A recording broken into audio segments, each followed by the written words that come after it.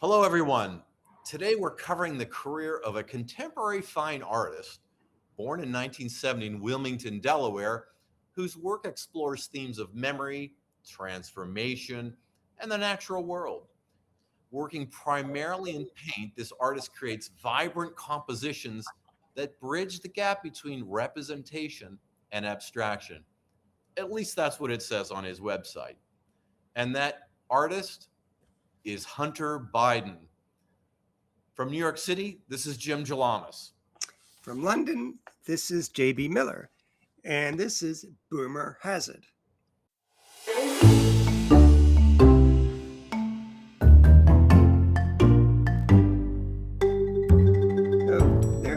There is a hallowed tradition of screw ups in the first families, in the president's families. It goes back to Nixon. Believe it or not, Nixon had an untrustworthy brother, and so did Jimmy Carter. There was Billy Carter and Billy Beer, and there were various dubious Reagans, and there were dubious Bushes, Neil Bush, and Roger Clinton was, I think, Bill Clinton's half brother, I think, got into various scrapes.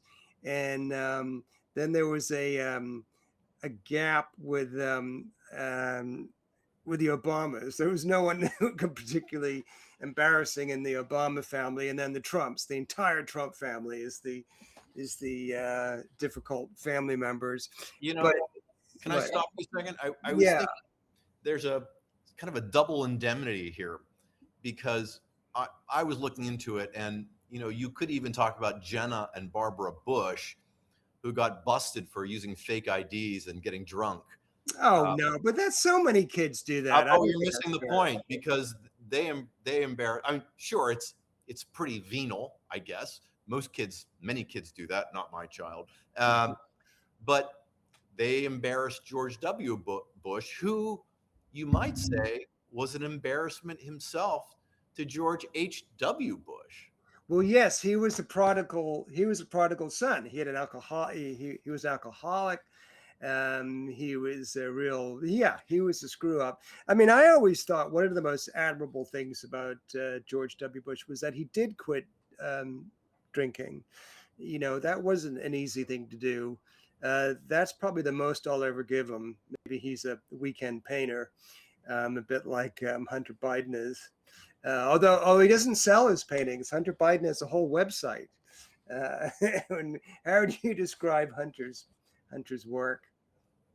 He's no Adolf Hitler. Hardy har har. Hardy har har. As I was doing some research too, I see that Theodore Roosevelt's daughter had questionable public behavior, including smoking, swearing, and gambling.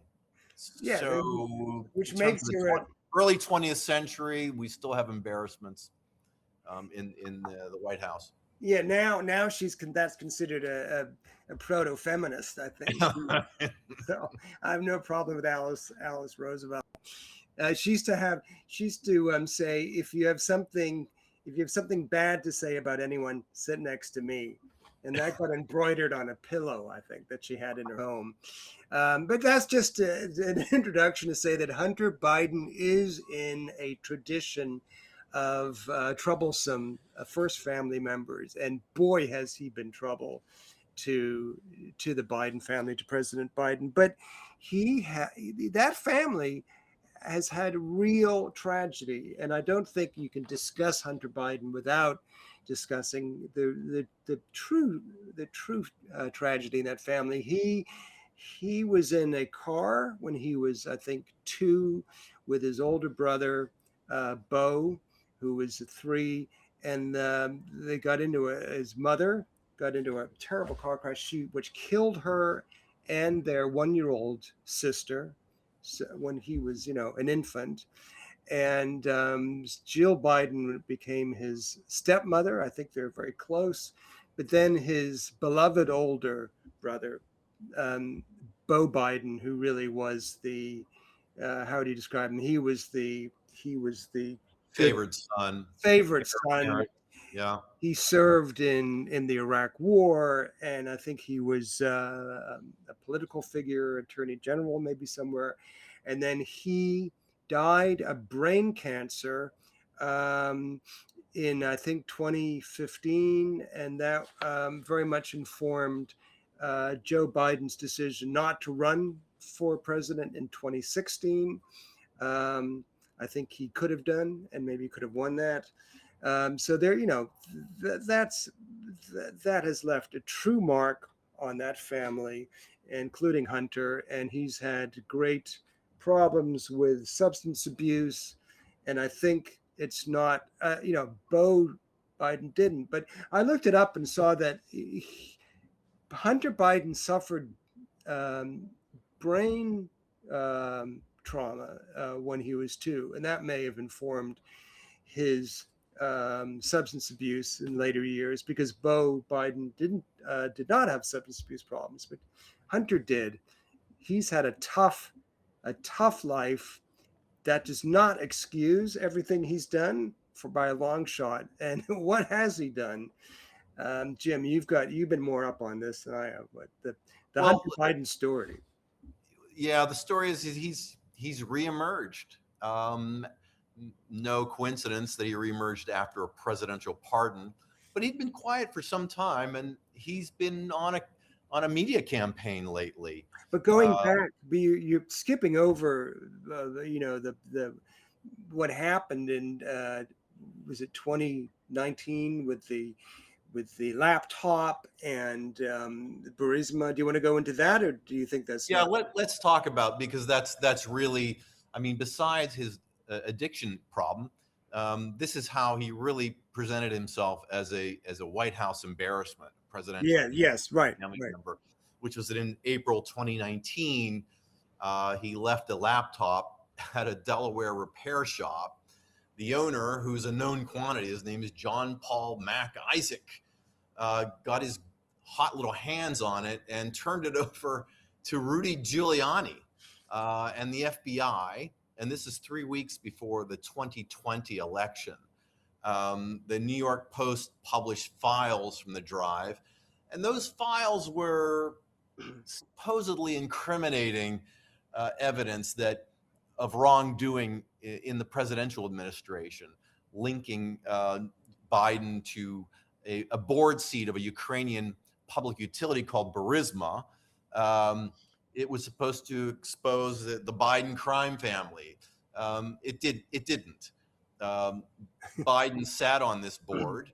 He was earning somewhere around 80 some odd $1,000 a month, which is excessive.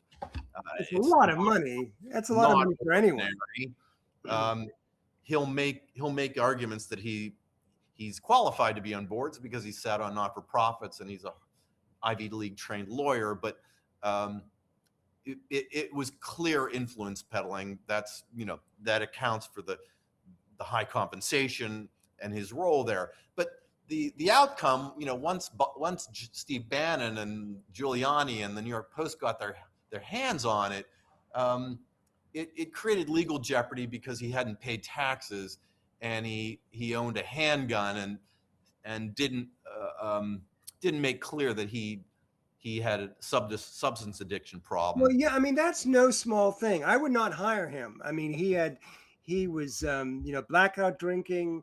He was waking up not knowing. I wouldn't give him a gun for that reason. I wouldn't give him a gun. I would not hire him, and I would not give him a gun. He was trouble, and so I think as you pointed, he sort of doffed protest too much that he had a background as an Ivy League graduate who had worked in the nonprofit. No, he should not have been hired by. The only reason they hired him was because he was the vice president's son. Well, and releasing those, what came off that laptop were some humiliating photos of him in the throes of drug addiction, partially clothed, unclothed, using drugs, drinking, looking generally like he came off Skid Row. No offense to our friends on Skid Row. And it created but the pretense was that Bannon, Giuliani, the New York Post we're exposing, again, criminal wrongdoing that leads us to the White House. No, it was just a way to publicly shame the president's son, and they were quite successful at it. Yes, that's right. And there is a moral in this, and that is when you bring your laptop in to be fixed, pick it up when it's ready. Don't leave it there.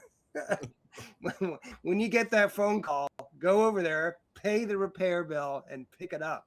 I don't think he did that, but yeah, he's so. But the point is also that they made a mountain out of a molehill. I mean, there was not much there, but they don't need much to turn it into innuendo on Fox News. I mean, that's what they're good at doing, right? Is that fair to say? Yeah, it's completely fair. You're a fair man, Mr. Miller. You're a very fair man. But Like things. what everyone says. So that's the Hunter's background and the backdrop to sort of and he was not in the news for a while, right? He was so quiet, and now he's back in the news. What's he been up to lately? It's by Hunter Biden, the fine artist, the presidential son, the recovering addict. He's entrenched in a full-on media campaign, and it's across all news and opinion platforms. He's had a few choice appearances. He's been on Nick Fuentes, Andrew Callahan, and most recently Candace Owen. I mean, talk about strange bedfellows. The crazy Candace Owen. I think you have to give her due. That's her sort of honorary title is the crazy. Again, you're being fair as usual. I'd say even restrained, because I listened to the interview, and oh God, you took a lot of paranoid conspiracy when you listen to her talk. What caught my ear was she thinks there's a second shooter in the Charlie Kirk murder, and that there was some military involvement. Israel was involved with. Is that? Did she mention? Yeah, there's the Israeli. Whatever it is, whatever the secret security CIA of Israel, whatever that's called, they were behind it.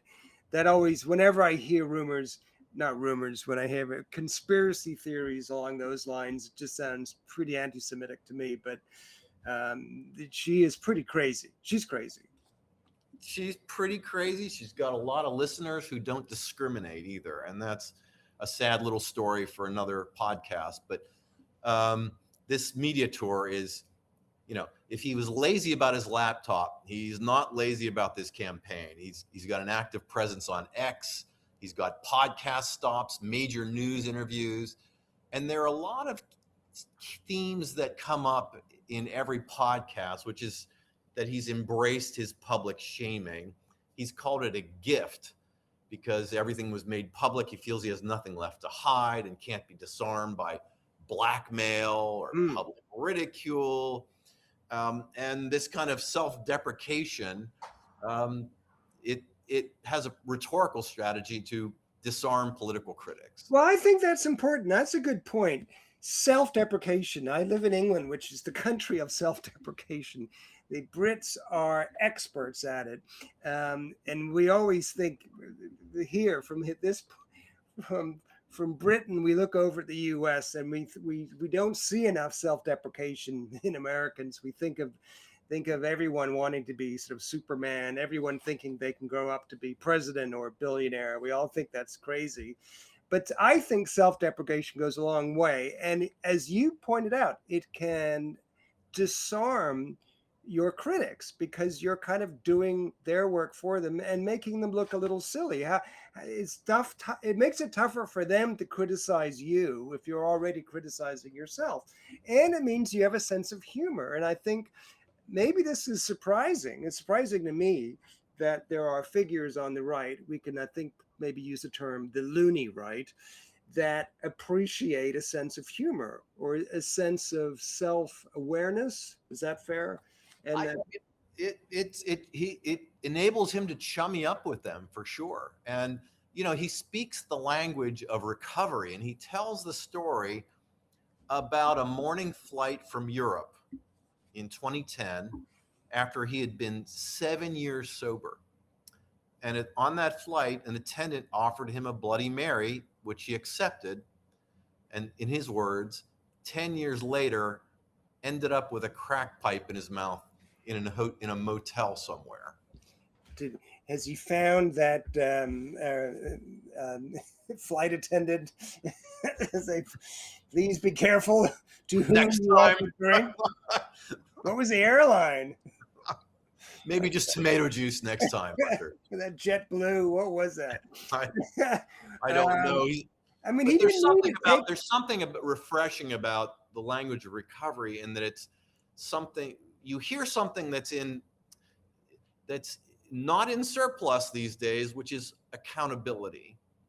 He blames himself for a lot of stuff. He's honest about it, and there's not a lot of accountability around in government these days. Well, what's that lyric? Freedom is just another word for nothing left to lose. What song is that from? Is that the band? Joplin, you boomer. Janis Joplin. Sorry, of course, Janis Joplin. Freedom's just another word for nothing left to lose. It liberates you. He seems liberated by feeling that there's nothing that can embarrass him.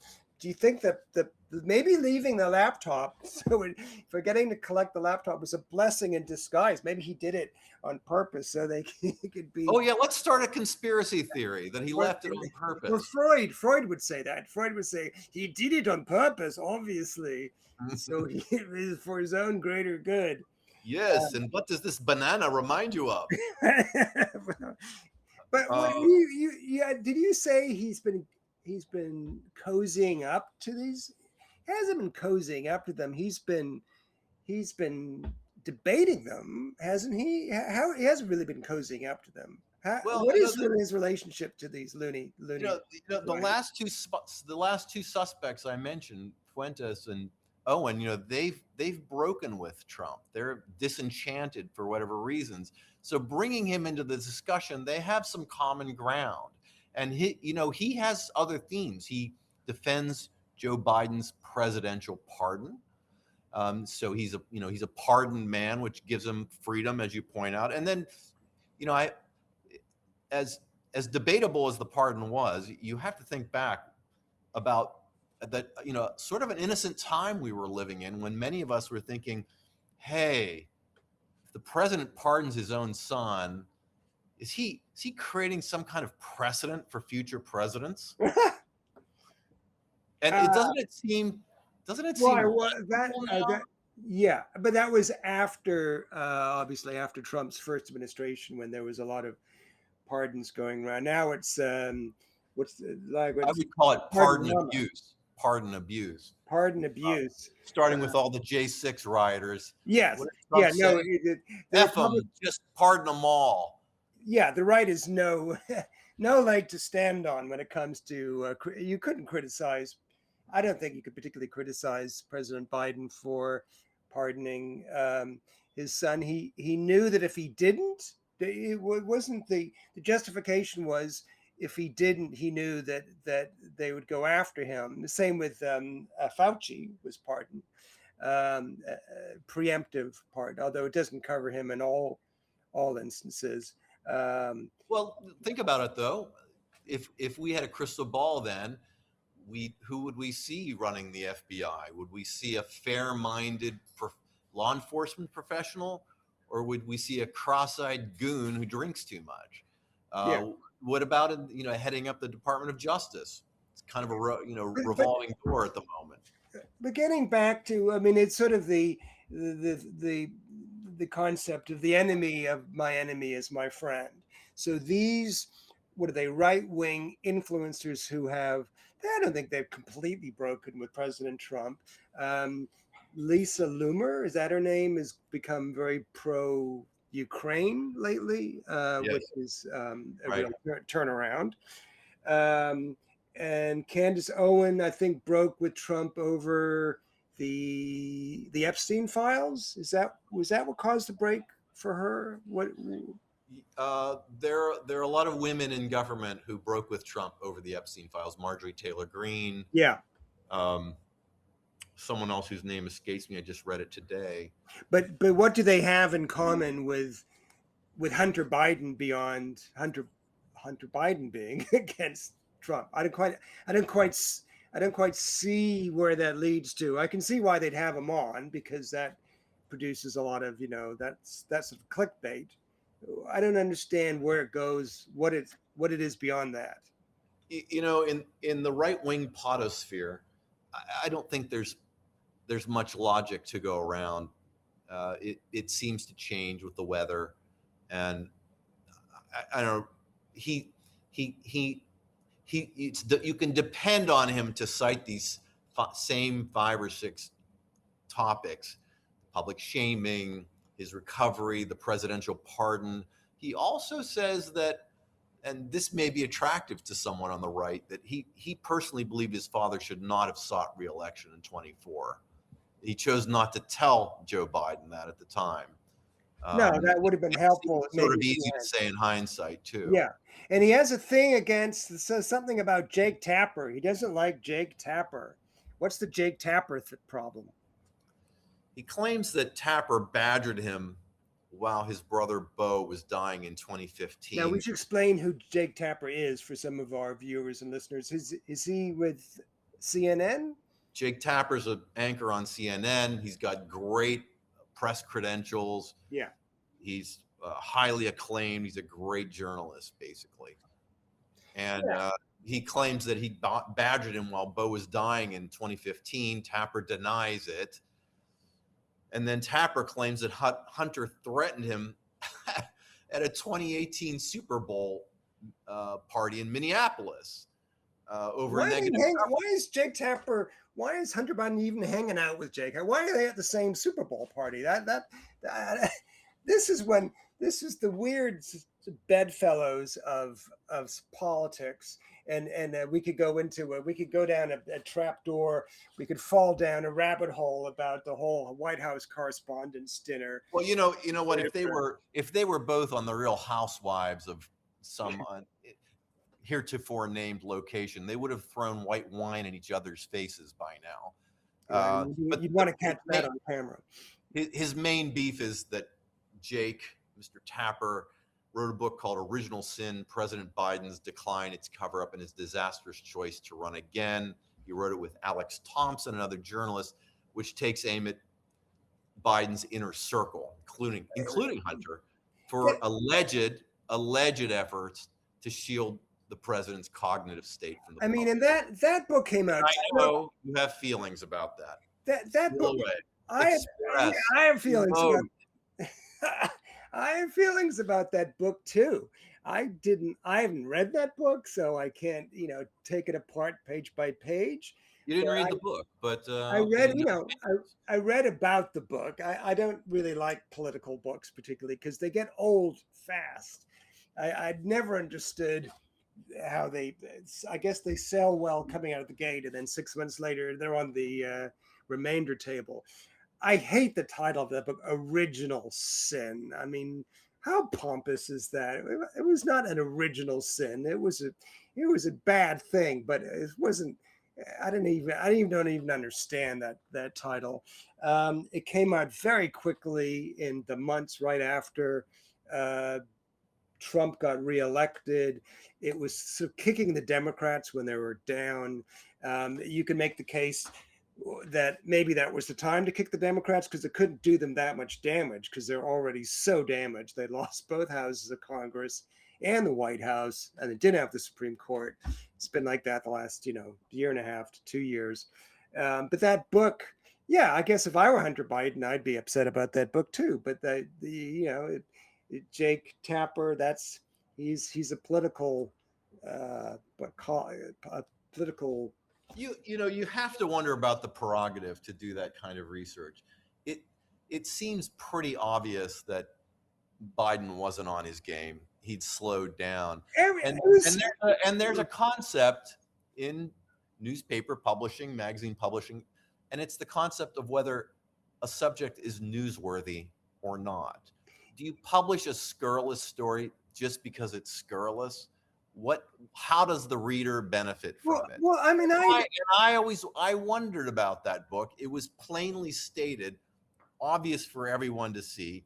Why did we need it? Neither of yeah, us no, have read it. that's But we can leave it to the imagination that there were machinations in the White House. yeah, no, I think if I could get it, I think that's the point. There was no need for that book. It wasn't a revelation. Everyone could see what the situation was with that first debate, the presidential debate. It was clear. If it wasn't clear before then, it was clear then, and everybody could see it. And we didn't really need a book going into the machinations. I can never pronounce that word. The machinations in the White House. They lost that election. We lost.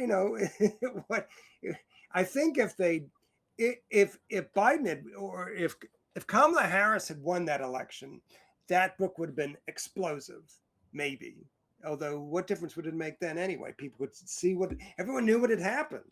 So I don't understand the point of that book. And also, from an editorial perspective, I would also argue, one, newsworthiness. Two, did it need to be a book? Could it have been a long magazine article? I mean, for God's sake, you read 8,000 words at a time in the New Yorker. It could have been a 3-part series, 24,000 words. That's the problem with all those books. Bob Woodward is one of those people. He's got a contract with the Washington Post, so there are these revelations that come out in the Washington Post. You read them, it becomes a big story. There's nothing else in the book that is particularly worth reading, I'd imagine. And then my original point, 6 months later, it's old news. Who cares? I think Bob Woodward got something like 3 books out of the first Trump administration. I mean, I don't know where he's been lately. Maybe he's retired. But these books, yeah, you're quite right. The article, you read the article or read about the article, you read the headline. What else could that book possibly tell? Hunter Biden is different. It's personal, for him. I don't particularly. My heart does not bleed for Hunter Biden. I would not hire him to run my company or in any position. But we're talking a lot about this book and JakeTapper, and in some ways, I feel like we're playing into the hands of someone who's got a disingenuous rhetorical strategy. I think that Hunter Biden's obsession and constant reminder in every public forum possible that JakeTapper isn't his friend, I would call it a proxy target. He calls this reporting narrative, I find it self-serving. I think it identifies Tapper as, he likes to say, it's emblematic of a Washington media establishment that treats his family's personal tragedies as political fodder, but it's a straw man. It makes him friendly to the likes of some right-wing weirdos. It's disingenuous. It curries favor with these listeners, right? It makes anyone who listens to Nick Fuentes, anyone who listens to Candace Owen, it makes them think like, well, he's speaking truth to power. It's just what we like. And it reminds me of years ago, I remember hearing Joe Scarborough speak publicly, Morning Joe. Yeah. Wherever he went, he routinely mocked and ridiculed Jimmy Carter's presidency. And just a few lines here or there. Oh, Jimmy Carter wouldn't have done that. Oh, at least we don't have Jimmy Carter again. But it really was just used to establish his conservative credentials, because look at him now, it's not even a conservative. Well, he's a no Trumper. He's a no Trumper. He resigned his membership of the Republican Party. He's an independent, but he was a rhino, and it gave him credibility. And I think this gives Hunter Biden a little credibility with because you might have voted for Trump. I'm confused, though, about what Hunter Biden's been up to, because it seems to be two different things. It's one thing to be self-deprecating and have a sense of humor about yourself, a self-awareness, which can easily disarm your critics. But then on the other hand, he's trolling to some degree, right? Aren't those opposites of each other? that's being kind of inconsistent. If he's trolling some of the time and being self-deprecating other parts of the time, I don't quite understand his media strategy. You probably understand it more than I do because you've been following this more than I have. What is the trolling? Has he been trolling JakeTapper or like moaning and complaining about JakeTapper? That's not being self-deprecating. What's that about? I think on X he is attacking the administration, and but he has these defensive crouches that he uses, but using his addiction and his public shaming, and and then he can always retreat and make fun of JakeTapper for whatever reason. Either way, it's a form of what it is. Everyone should have a teenager in their life, or a millennial, and so they can share some of the terminology with them. This is what's called rage bait, and these kinds of declarations, they draw engagement. They draw clicks. It's called rage baiting, and that's what he's doing. Jim, are we not raging enough? We need, or should we be angrier about things? I'm outraged about something. I'm not sure what it is. Spider-Man. I don't know. Maybe we should be attacking each other. Yeah. Jim, I don't like your beard. I don't like your beard. Trim your beard.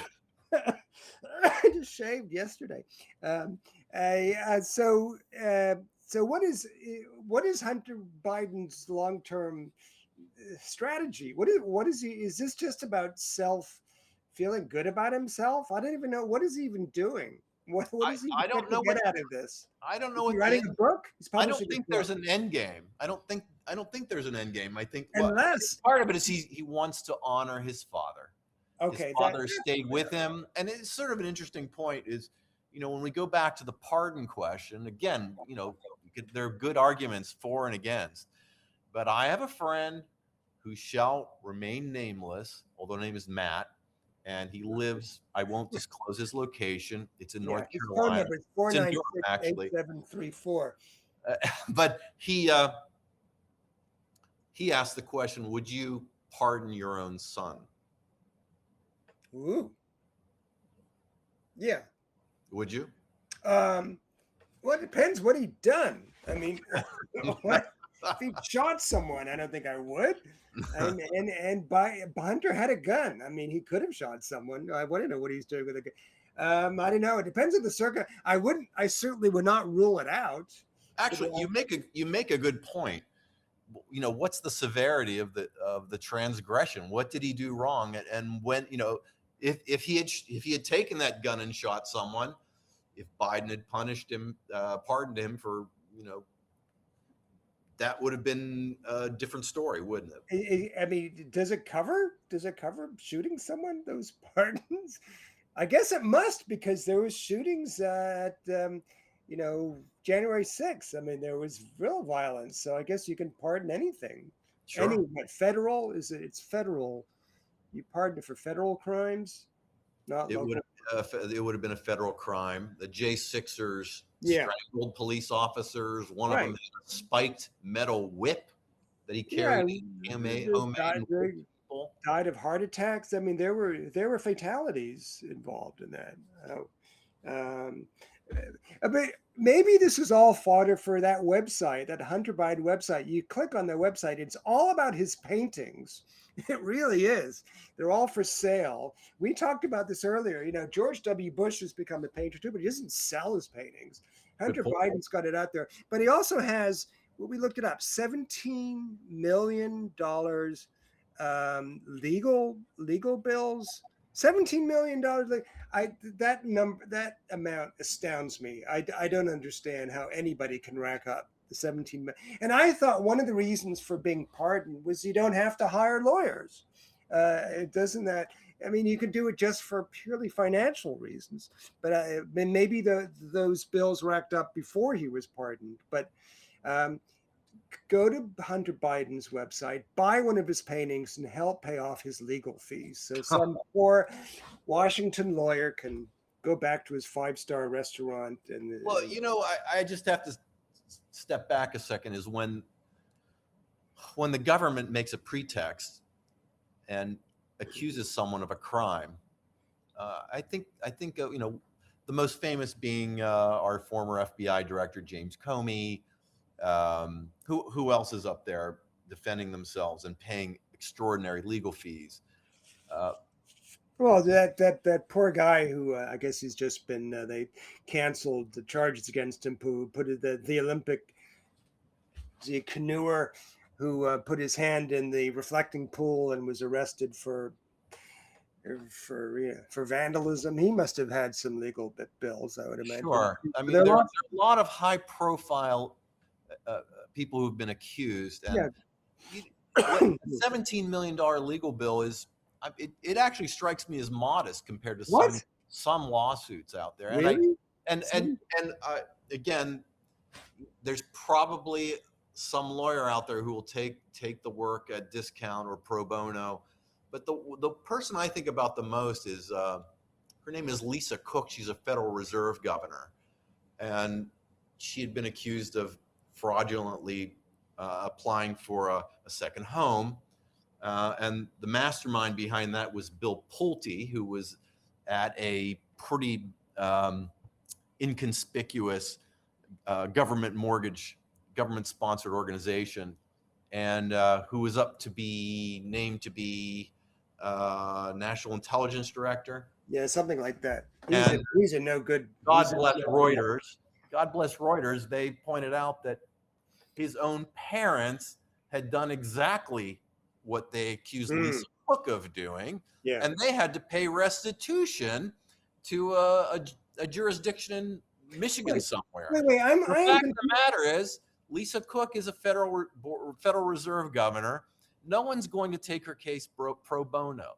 When your life is interrupted with legal fees, it's a form of torture in itself. Yes. The other one, I won't keep you too long.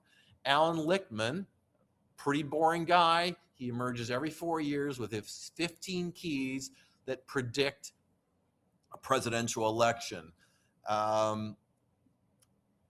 He predicted wrongly that Harris would win the election. Didn't stop MAGA from attacking him. This is a guy in his mid 70s who's an academic who had to take out a very costly security detail. Yeah, so they get doxxed or they get publicly attacked, and so you have to pay for security. If you're not paying for lawyers, you're paying for security. I mean, these guys, the White House, these people are they're real bullies. They're dangerous bullies, and so I mean, in that light, you can look kindly on what Hunter Biden has been going through. But $17 million, you're saying that's the discount rate. They want to charge him 25, but they're going to give him a discount for 17 million. How much are those painted? What are they selling for? I didn't look at the prices. If you listen to his podcast, he says that he made $900,000 selling those paintings, and I think his best friend bought every single one of them. Well, that's a good friend. Jim, if I was in legal trouble and I did some paintings and put on a website, I hope he would buy a whole bunch of them. Well, it depends on the content. All right, but okay, and I try to make good ones. So shall we conclude this one with a final vote? Yeah. Okay. I'll ask you, and I'll ask our listeners: Hunter Biden, truth teller, or just another troll?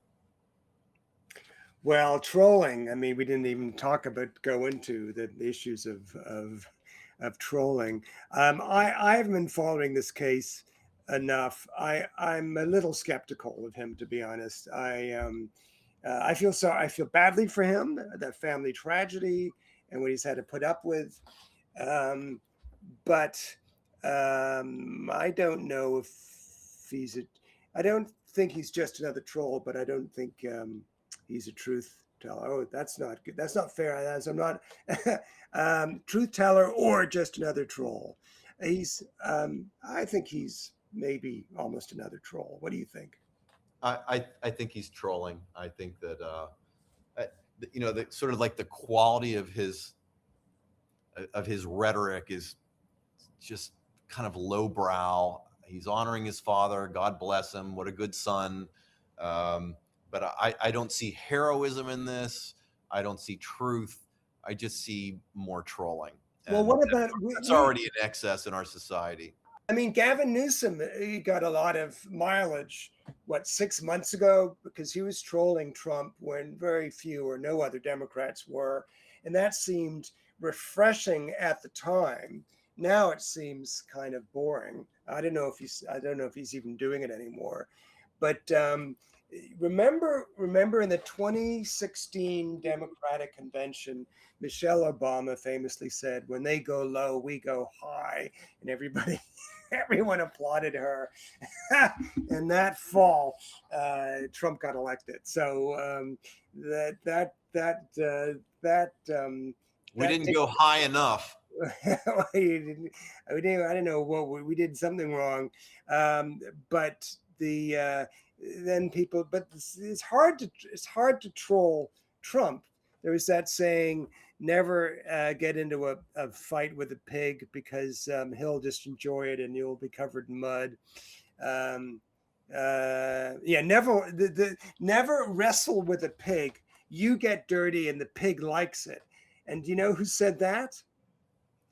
George Bernard Shaw, of all people. That's a Shavian quote. You can impress wow, your dinner that's party. A good quote. And by the way, I think Michelle Obama, I think she said that a long time ago. I think she said it before 2016. She might have said it in 2008, or maybe repeated it at another Democrat. Maybe she repeated it. I thought I saw it in 2016, but maybe she was repeating a hit from the 2012 convention. I don't know. Democrats, should Democrats be trolling more? Should they be getting in the mud? That's sort of what we're questioning in this when we question Biden's strategy. I don't know what the end game is there. Yeah, I don't think they should. I agree. I don't. Is there a neutral term for being statesman-like, statesperson-like? But I think the world is craving leadership where there is a vacuum at the moment, and the right elected official, the right candidate can really, I think, turn heads. But it takes the right message. Yeah. I mean, John Ossoff, who's my sort of hero of the moment, he's not trolling. I think Gavin Newsom looks kind of cheap after a while when he's, it seemed refreshing initially, but now I don't want to hear that particularly. Right. It's a little bit tedious. Bernie Sanders, he has this avuncular way of raising a fist and speaking to the people. It's not trolling. It's really is it's politicking, really. Yeah, I think the Democrats are good at that. Stephen Colbert used to always depict Bernie Sanders as saying, "We need soup. I want soup." It's some kind of old Jewish guy who was at the early bird dinner in Florida asking for soup. Yes, it's not trolling. It's just asking for soup. Yeah. Politically advanced way. So are we both on the same side of this? We both think that Hunter Biden is a bit of another. We think he's a troll. Yes. He's a troll. It could be. Yeah, from our ivory castle, our ivory tower, our ivory boomer tower. Ivory boomer tower. So headquakes. This week, in lieu of a headquake, I want to make a correction, because we did a podcast a couple weeks ago about the movies being back. At 2026 was the biggest box office year since before the lockdown, since 2019. And that is true. We were right about that. But as it turns out, that's because of higher ticket prices, not because there's more attendance. From at least some articles I've been reading in the last within the last couple of weeks. Attendance is down, but a lot of movie theaters are making more money. They're charging more for their popcorn. And when the Odyssey, when you see the Odyssey in IMAX or 70 millimeter, the tickets are much more expensive. I think you pay up to $35. But then on Friday, the new the Spider-Man film came out, and that broke more box office records. So maybe that is going to add up to more theatrical attendance. So well, when you say box office records, does that mean dollars? money, it's dollars. Attendance. It was the biggest. Yeah, they don't provide numbers for attendance. I think they do that on purpose. They don't say there were 14 million seats were filled on Friday. They say how much money was made. So you don't know. I mean, maybe that's on purpose to obscure the fact that maybe these attendance numbers are down. Vision, wouldn't you? You'd Yeah. divide it by an average seat price and sort of figure it out from there. I guess, yeah, maybe there's a way to, I mean, obviously they would know if the numbers are down, if there was an article about it, but it may be at the end of the year, we'll find that numbers are higher. But so far, it looks like the money, they're making more money than they did in the last few years since 2019. But 2019 was not the high watermark. I mean, the attendance was already down from years before. Just wanted to make that correction because we try to provide be as honest as we can, and our information should be credible. So I just wanted to make that in lieu of my headquake. Do you have anything to add to that? I only that I approve of your groundwork and your candor. After correcting the work that we did in a prior podcast, and that's my headquake too. Good. All right. Well, we're ruin our listenership for me to admire and prove and agree with you. Yeah, we're not doing ourselves any favors. We should have. Remember, pointer count, or here's a boomer reference. Who is it? Dan Aykroyd and Jane Curtin. Jane, you ignorant slut, from the first season of SNL. There was a spoof of. Was that 60 Minutes? Was it on the 60-minute segment that called Point Counterpoint? Point Counterpoint, yeah. And they did argue. And, when William F. Buckley had someone on in firing line, he never agreed with anyone he had on. So we should learn from our elders and be more combative with each other. Yeah. So apologies for agreeing with you, Jim. And I apologize too. Oh, no. This is never going to work. I'm resigning the podcast. Oh, no. I resign in disgrace. Listeners and viewers, we will try to be more contrarian with each other in future podcasts. But until then, this has been Boomer Has It. I'm J.B. Miller in London. And I'm Jim Jalamas in New York. Thanks. Bye-bye.